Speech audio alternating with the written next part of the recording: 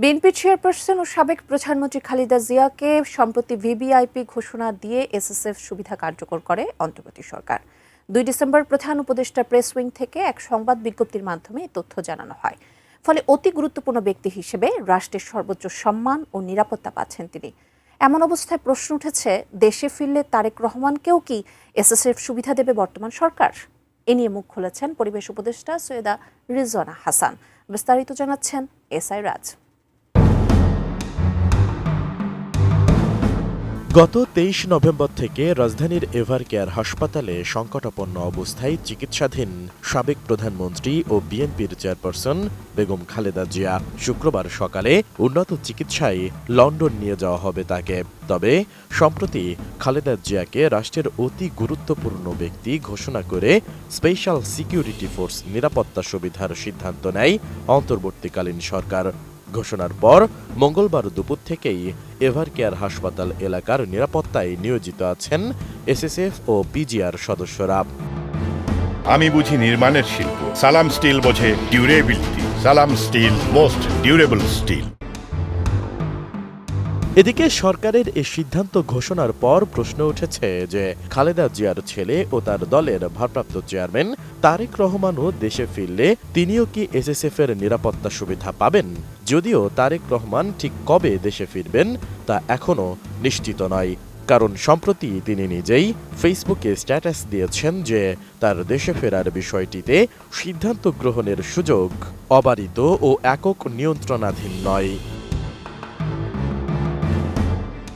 তবে এবার বিষয়টি নিয়ে কথা বলেছেন পরিবেশ, বন ও জলবায়ু পরিবর্তন এবং পানি সম্পদ মন্ত্রণালয়ের উপদেষ্টা সৈয়দা রিজওয়ানা হাসান। তিনি জানান, সাবেক প্রধানমন্ত্রী ও বিএনপি চেয়ারপারসন বেগম খালেদা জিয়াকেই শুধু এসএসএফ নিরাপত্তা সুবিধা দেওয়া হয়েছে, পরিবারের অন্য সদস্যের জন্য নয়। বৃহস্পতিবার ফরেন সার্ভিস একাডেমিতে আয়োজিত এক ব্রিফিংয়ে তিনি কথা বলেন।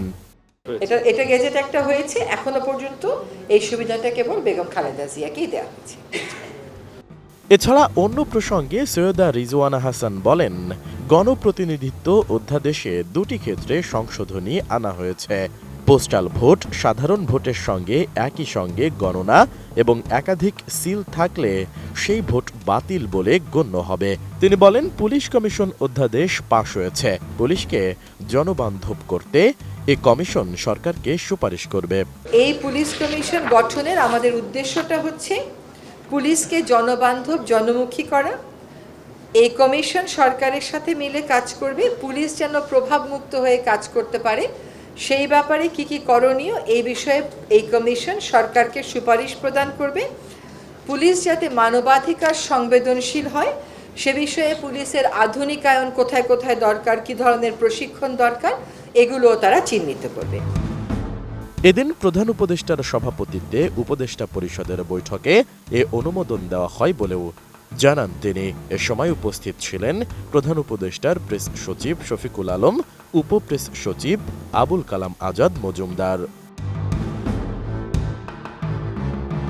এসআই রাজ, এটিএন নিউজ, ঢাকা।